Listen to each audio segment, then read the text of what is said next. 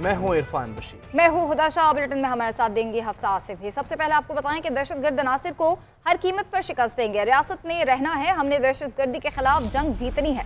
सदर मुमलिकत आसिफ अली जरदारी का आज़म कोयटा में अमन अमान से मुतालिक इजलास खिताब में कहा कि मुल्क दुश्मन कौम को तकसीम करना चाह रहे हैं। इंसदाद दहशतगर्दी विंग को जदीद असलहा फराहम करेंगे। बलोचिस्तान दिल के बहुत करीब है। मजीद कहा कि सूबे की तरक्की और पायदार अमन चाहते हैं। बलोचिस्तान के हर बच्चे को स्कूल में देखना चाहते हैं।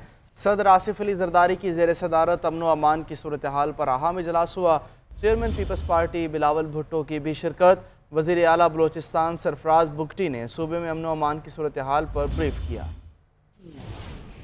दहशतगर्दों को हर कीमत पर शिकस्त देंगे। सदर जरदारी ने अमन दुश्मनों को खबरदार कर दिया। सदर Asif Ali Zardari chairman Peoples Party Bilawal Bhutto के हमरा एक रोजा दौरे पर कोयटा पहुँचे। वज़ीर आला बलोचिस्तान मीर सरफराज बुगटी, सूबाई काबीना और आला अफसरान ने एयरपोर्ट पर उनका इस्तकबाल किया। सदर मुमलिकत ने अमन अमान की सूरत हाल पर अहम इजलास की सदारत की। वज़ीर आला बलोचिस्तान मीर सरफराज बुगटी ने उन्हें ब्रीफिंग दी। इस मौके पर सदर मुमलिकत का कहना था कि दहशतगर्द कौम को तकसीम करना चाहते हैं, हम उन्हें हर कीमत पर शिकस्त देंगे। सदर मुमलिकत ने बलोचिस्तान की पार्लिमानी पार्टियों के अरकान से भी मुलाकात की। मुलाकात में बलोचिस्तान असम्बली में अपोजिशन लीडर और सियासी जमातों के पार्लिमानी लीडर्स ने सूबे को दरपेश मसाइल, अवामी बहबूद पर मुख्तलिफ तजावीज़ पेश की। मुलाकात में वज़ीर आला बलोचिस्तान मीर सरफराज बुगटी, नेशनल पार्टी के सरबराह डॉक्टर अब्दुल मालिक बलोच, बलोचिस्तान काबीना के अरकान, सूबाई वज़रा, पार्लिमानी सेक्रेटरीज और MPs ने शिरकत की। इजलास में कायम मुकाम गवर्नर बलोचिस्तान अब्दुल खालिक रई समेत आला अफसरान भी शरीक हुए। कैमरा टीम के साथ Irfan Rana, GNN Quetta. Supreme court का बड़ा इकदाम, एंटी करप्शन हॉटलाइन कायम कर दी। चीफ जस्टिस याहिया अफरीदी ने अवाम के नाम पैगाम भी जारी कर दिया। कहा,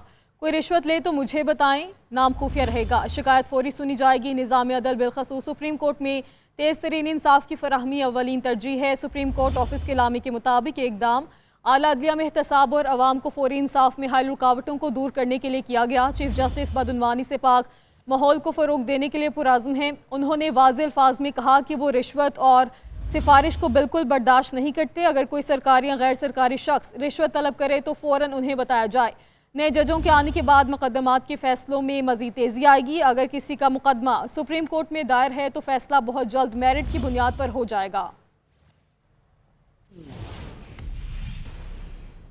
क्या रियासत जज की मर्जी के बगैर केस लार्जर बेंच को मुंतकिल करने की हिमायत करती है? ये करने के बजाय आप मेरी अदालत की बुनियादों में बारूद रखकर उड़ा देते। रियासत चाहती है जजेस बस उसकी मर्जी के मुताबिक फैसले करें और यहाँ बैठकर नौकरी करते रहें। जस्टिस एजाज इसाक के बानी से मुलाकात की दरख्वास्त की कॉज लिस्ट मनसूख होने के केस में रिमार्क्स। डिप्टी रजिस्ट्रार जुडिशल सुल्तान महमूद ने बताया, चीफ जस्टिस ऑफिस से हिदायत आई थी, कहा गया लार्जर बेंच बना दिया है, केस की कॉज लिस्ट मनसूख कर दें। अदालत ने पूछा कि क्या चीफ जस्टिस के पास एक जज के पास ज़ेर समाअत केस उसकी मर्जी के बगैर दूसरे जज को मुंतकिल करने का इख्तियार है? आप एक चीज़ को अना का मसला बनाकर जो कुछ कर रहे हैं वो हाई कोर्ट के बखे उधेड़ देगा।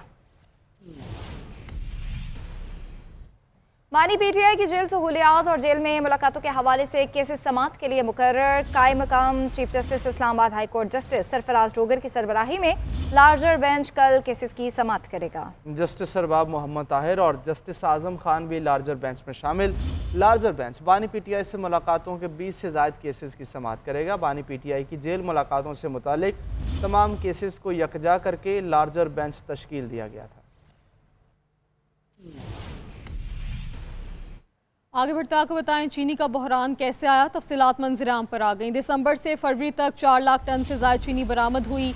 इसी मुद्दत में कीमत 23 रुपये से ज़ायद बढ़ी। हुकूमत ने जून से अक्टूबर तक 7.5 लाख टन चीनी बरामद करने की इजाज़त दी थी।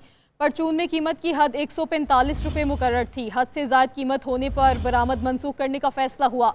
दस्तावेज़ात के मुताबिक चीनी की बरामद की इजाज़त से 23 रुपये कीमत बढ़ी, जबकि मिल्स मालिकान ने $407 मिलियन कमा लिए। किसान इत्तेहाद कल चीनी की बढ़ती कीमत के खिलाफ एहतजाज करेगा। मुल्क में चीनी का शदीद बहरान। वजीर आजम के नोटिस के बावजूद चीनी सस्ती न हो सकी। चीनी के महंगे होने की एक वजह चीनी एक्सपोर्ट करने की इजाजत भी बनी। दस्तावेजात के मुताबिक दिसंबर 2024 से फरवरी 2025 तक 58 अरब 52 करोड़ रुपए की 4,04,246 टन चीनी बरामद हुई। इसी मुद्दत में मुल्क में चीनी की औसत कीमत 23 रुपए 40 पैसे फी किलो बढ़ी। ज़राए का कहना है कि रवा माली साल चीनी की बरामद 2000% तक बढ़ी है, जिससे बरामद कुंदगान ने 407 $7 मिलियन कमाए हैं। किसान रहनुमा खालिद हुसैन बाट का कहना है कि 1 रुपया चीनी महंगी होने से अवाम की जेब से 2.8 अरब रुपए इजाफी निकलते हैं। चीनी की बरामद की इजाजत देने से 20% कीमत बढ़ी है। चीनी 170-75 रुपए में बेच रहे हैं, क्या मेरा हक नहीं बनता कि मेरे गन्ने से बनाई हुई चीनी आप इसके करोड़ों रुपए कमा रहे और मेरे गन्ने का जो कीमत है वो मुझे अदा नहीं की जा रही। खालिद हुसैन बाट ने किसान इत्तेहाद के प्लेटफॉर्म पर पुरअमन एहतजाज की कॉल भी दी है। चीनी एक माह तक 164 रुपए फी किलो में मिलेगी। वज़ीर ख़ज़ाना इसहाक डार का ऐलान। कहा, गन्ने से चीनी की पैदावार और दीगर फैक्टर देखकर कीमत मुकर्रर की गई। मुल्क में चीनी की कोई कमी नहीं है, ना ही इंपोर्ट का कोई शेड्यूल दिया है। कीमत बढ़ने पर वज़ीर आज़म ने नाराज़गी का इजहार किया। मिल्स मालिकान कोशिश करें रमज़ान बाज़ारों में 130 रुपए फ़ी किलो चीनी फराहमी यकीनी बनाएं। इस साल शुगर की जो रिकवरी है गन्ने से, वो सारी चीजें हमने देखी और हमारा ख्याल था कि जो प्राइस है वो अब थोड़ी स्टेबल रहेगी, लेकिन कंपटीशन कमीशन ऑफ पाकिस्तान और हमारे दूसरी इंटेलिजेंस रिपोर्ट्स के मुताबिक कल दोबारा ये कीमत में स्पाइक आया और ये करीबन 178-179 बहुत जगह पे हमें फीडबैक मिली, जो कि ऑब्वियसली टॉलरेबल नहीं है किसी भी सूरत में प्राइम मिनिस्टर साहब के लिए। एक्स मिल्क की प्राइस है वो 154 to 159 होगी। ये जो नंबर है ये एक फाइनल नंबर है 1 महीने के लिए, और जो डिटेल होगी वो आप और हम मिल के ये इंश्योर करेंगे कि रिटेल की कीमत 164 से ऊपर नहीं होनी चाहिए। कोई शॉर्टेज नहीं है, ना शॉर्टेज होगी। हमने पूरी 1 नवंबर तक की सारी नंबर्स और प्रोजेक्शन कर लिए हैं, सेटिस्फैक्ट्री नंबर्स हैं। कोई इंपोर्ट की जरूरत इंशाल्लाह नहीं होगी, कोई शॉर्टेज नहीं होगी। अगर कोई आर्टिफिशियल शॉर्टेज करने की कोशिश करेगा तो हुकूमत फिर आईनी हाथों से उससे निपटेगी। वज़ीर आज़म शहबाज शरीफ 4 रोज़ा दौरे पर सऊदी अरब पहुँच गए। जद्दा एयरपोर्ट पर गवर्नर शहजादा साद बिन अब्दुल्ला, पाकिस्तानी सफ़ीर और दीगर ने इस्तकबाल किया। वज़ीर आला पंजाब मरीम नवाज़, नायब वज़ीर आज़म इसहाक डार और दीगर हुकाम भी हमरा। वज़ीर आज़म शहबाज शरीफ और सऊदी वली अहद शहजादा मोहम्मद बिन सलमान की मुलाकात शेड्यूल। बाहमी तिजारत के फ़रोग़, आम शोबों में शराकत दारी और मुआशी ताउन पर बातचीत होगी। बाहमी दिलचस्पी के अमूर, आलमी और इलाकाई तरक्की, ग़ज़ा की सूरत हाल और मशरिक़ वस्ता के हालात पर तबादला ख्याल किया जाएगा। वज़ीर आज़म शहबाज शरीफ उम्रा की सआदत भी हासिल करेंगे। रोज़ा रसूल सल्लल्लाहु अलैहि वसल्लम पर हाज़िरी भी देंगे। पाक अफगान जरगा के मुज़ाकरात कामयाब। तुर्कम बॉर्डर खोल दिया गया है। 25 रोज़ बाद 2 तरफ़ा तिजारत बहाल हो चुकी है। तिजारती सामान से लदी गाड़ियाँ अफगानिस्तान में दाखिल होना शुरू। अफगानिस्तान से भी कार्गो गाड़ियाँ पाकिस्तान में दाखिल। पैदल चलने वालों के लिए बॉर्डर 2 रोज़ बाद खोला जाएगा। जरगे में दोनों अतराफ से सीज़ फायर और मुतनाज़ तामीरात रोकने पर इत्तफाक। एलामिया के मुताबिक अफगानिस्तान मुतनाज़ ज़मीन पर तामीरात नहीं करेगा। मुस्तकबिल में भी मुतनाज़ ज़मीन पर तामीरात के मसले को बाहमी रजामंदी से हल किया जाएगा।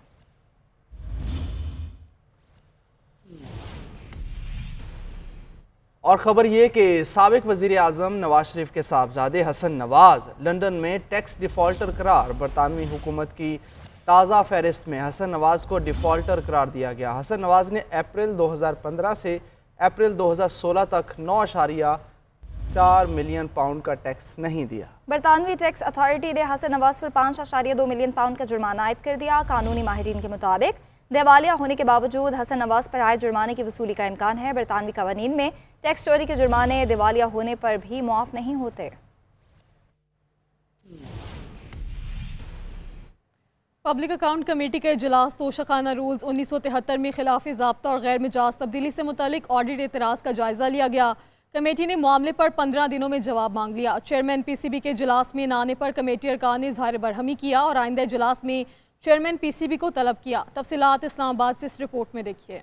चेयरमैन जुनैद अकबर खान की ज़ेर सदारत पब्लिक अकाउंट्स कमेटी का इजलास हुआ। तोशाखाना से मुतल्लिक रिकॉर्ड न देने के हवाले से ऑडिट एतराज़ का जायजा लिया गया। ऑडिट हुकाम ने बताया कि काबीना डिवीजन से 1990 से 2002 तक का रिकॉर्ड मांगा गया। 2002 के बाद का रिकॉर्ड मिल गया है। चेयरमैन कमेटी जुनैद अकबर बोले, हमने तो 1947 से रिकॉर्ड का कहा था, क्या तोशाखाना में एटम बम का फार्मूला आता है? ऑडिट वालों को तोशाखाना का रिकॉर्ड क्यों नहीं देते? ब्रीफिंग में बताया गया कि इंतजामिया वक्त पर नीलामी करने में नाकाम रही। कमेटी ने मामले पर वजारत को 15 दिनों का वक्त दे दिया। इजलास में पाकिस्तान क्रिकेट बोर्ड से मुतल्लिक ऑडिट एतराज का भी जायजा लिया गया। चेयरमैन PCB मोहसिन नकवी के न आने पर कमेटी ने बरहमी का इजहार किया। सेक्रेटरी काबीना डिवीजन ने कहा कि चेयरमैन PCB के पास वजीर दाखिला का भी चार्ज है। चेयरमैन कमेटी ने इस्तफसार किया कि चैंपियंस ट्रॉफी पर 29 अरब खर्च हुए और आमदनी 1.7 अरब हुई, जिस पर PCB हुकाम ने बताया कि ये मिसलीडिंग इन्फॉर्मेशन है। ये ICC का इवेंट था, सारा खर्चा उनका ही हुआ। सनाउल्लाह खान मस्ती खेल ने कहा कि मोहसिन नकवी बैरून मुल्क हैं, वो वजीर दाखिला का किरदार भी अदा नहीं कर पा रहे। जब तक वो खुद नहीं आएंगे हम ऑडिट से मुतल्लिका पहल नहीं सुनेंगे। कमेटी ने आइंदा इजलास में चेयरमैन PCB को तलब कर लिया।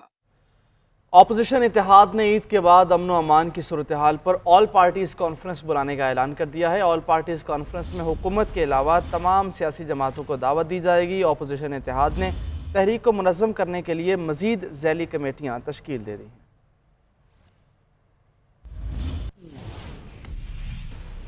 मुत्तहिदा कौमी मूवमेंट पाकिस्तान के सब्र का पैमाना एक बार फिर लबरेज। क़यादत ने वफाकी हुकूमत को क़िबला दुरुस्त करने का मशवरा दे दिया। खालिद मकबूल सदीकी बोले कि निज़ाम हमें अपने लिए ख़तरा समझता है, इसलिए हमें हुकूमत में रखा जाता है, हमें हल्का ना लिया जाए। सालाना इमदादी तकरीब से खिताब में मजीद क्या कहा, तफसीलात कराची से राशिद सिद्दीक की इस रिपोर्ट। हुकूमतें बदली, जमाना बदला, अगर कुछ ना बदला तो वो है MQM का मंजरनामा। अपनी इसी रिवायत को बरकरार रखते हुए MQM पाकिस्तान ने एक बार फिर हुकूमत को अलहदा होने की धमकी दे डाली। धमकी की बुनियाद माजी ही की तरह मुतालबात मंजूर ना होना ठहरी। पार्टी चेयरमैन खालिद मकबूल बोले, सियासत खिदमत है, हम निजाम की मजबूरी है, मगर हमारे सब्र को ज्यादा ना आजमाया जाए। निजाम को चैलेंज है, इसीलिए हुकूमत में रहते भी निजाम सबसे बड़ा खतरा हमें ही समझता है, हमें अपने साथ इसलिए रखता है कि इंगेज किया जा सके। हम तब्दीली की सबसे बड़ी अलामत। सीनियर रहनुमा फारूक सत्तार तो खुलकर मैदान में आ गए और 20 अरब रुपए का मुतालबा करते हुए कहा कि हमें हल्का ना लिया जाए, मुतालबा पूरा ना हुआ तो अपोजिशन में बैठ सकते हैं। हमें जो वादा किया गया, जो बजट में रकम रखी गई, वो भी अगर ना मिले, रिलीज ना हो, मंसूबों पर काम ना, तो फिर हमारा होना ना होना उसका क्या फर्क पड़ता है। MQM पाकिस्तान के रहनुमा फारूक सत्तार का ये भी कहना था कि वो कराची की तरक्की और तामीर के लिए पीपल्स पार्टी के साथ भी काम करने को तैयार हैं। कैमरामैन सुहेल बुरफत के साथ राशिद सिद्दीक, GNN कराची। वज़ीर दिफा ख्वाजा आसिफ ये कहते हैं कि दहशतगर्दी का मामला हमारी बका का इशू है। PTI ने इस मसले पर भी सियासत की है। मेरा ख्याल है इससे ज़्यादा घटिया सियासत पाकिस्तान की तारीख में किसी ने नहीं की होगी। बारी PTI अपनी ज़ात के खौल से बाहर नहीं निकल सकती। मैं समझता हूँ कि इससे ज़्यादा नीचे दर्जे की सियासत, इससे ज़्यादा घटिया सियासत जो है ना, मेरे ख्याल पाकिस्तान में जो 76-77 साल में किसी ने नहीं की। कि आप एक ऐसा इशू है जो हमारी जो बका का इशू है उसके ऊपर सियासत कर रहे हैं कि फ़लाँ को जी उसको बाहर लेके आएँ, उसको ये करें, उसको वो करें। कोई चीज़, कोई शख्स, कोई फ़र्द जो है वो पाकिस्तान से ज़्यादा इम्पोर्टेंट नहीं है। इमरान खान जो है अपनी ज़ात के खौल से कभी बाहर नहीं निकल सकता। चेयरमैन PTI बैरिस्टर गौहर कहते हैं, दहशतगर्दी के खिलाफ सबको एक पेज पर होना होगा। तहरीक इंसाफ का पहले दिन से यही मौक़िफ़ है कि दहशतगर्दी के खिलाफ बिला इम्तियाज़ कार्रवाई होनी चाहिए। उनका कहना था कि पार्लिमानी सिक्योरिटी का इजलास में शिरकत ना करने का फैसला जमात का मुतफ़िक़ा था। हमने पहले भी बात की, हमने पहले भी कहा था कि आप दोनों ईवानों को बुलाएं और सारे मैनेज को रखें। मेरी तो सजेशंस यही थी कि आप असम्बली के इजलास में सारा कुछ ब्रीफिंग कर दे, बजाय इसके कि आप कमेटी में कर लें। लेकिन शिरकत न करने का फैसला ये भी पार्टी का फैसला था और एक असूली मौके पर कि इतने बड़े लीडर को आप बाहर न रखें। आप उनसे मुलाकात की इजाज़त तो दे रहे थे, पार्टी ने इजाज़त दी थी। अली अमीन गंडापुर साहब बैठे थे, उन्होंने अपना मौक़िफ़ बयान किया और अगर वो मौक़िफ़ बयान करते वो भी हमारा ही मौक़िफ़ है। लेकिन दहशतगर्दी में ब्रीफिंग है वो वाली तो अलग बात है कि नहीं है, लेकिन दहशतगर्दी पे हमारा मौक़िफ़ हमेशा से यही रहा है कि दहशतगर्दी में सबको इकट्ठा होना चाहिए, एक बयानिया होना चाहिए और इतने पॉपुलर लीडर को भी आप बाहर रखें। और KPK की जो गवर्नमेंट है वो भी बड़ा इससे नबरज़मा हो रही है, वो भी स्ट्रगल कर रही है। हमने अपना मौक़िफ़ पहले भी बयान किया है, असम्बली में भी बयान किया है और जो कमेटीज़ थी एपेक्स कमेटी में उसमें अली अमीन गंडापुर साहब पहले लेके आए थे। तो मौक़िफ़ हमारा ऑलरेडी आ चुका।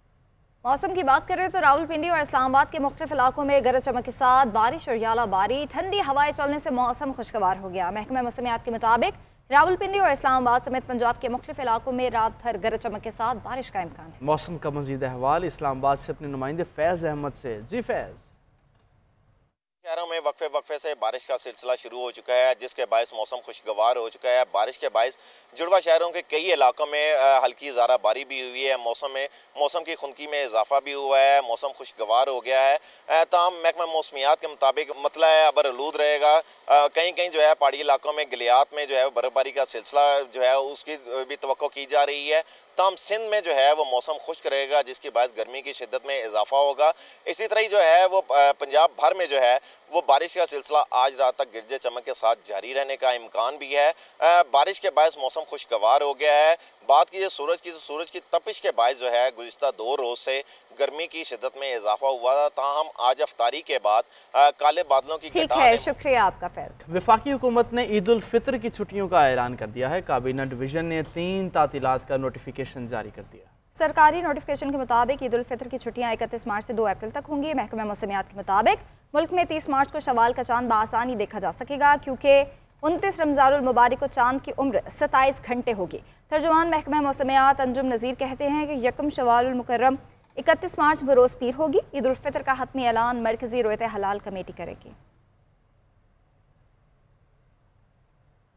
न्यूजीलैंड के खिलाफ वनडे सीरीज के लिए कौमी टीम के 9 खिलाड़ियों ने प्रैक्टिस का आगाज कर दिया है। बाबर आजम और कप्तान मोहम्मद रिजवान समेत क्रिकेटर्स की LCCA ग्राउंड में प्रैक्टिस जारी। नुमाइंदा लाहौर आकिब कुरैशी से कैंप का अहवाल जानते हैं। जी आकिब।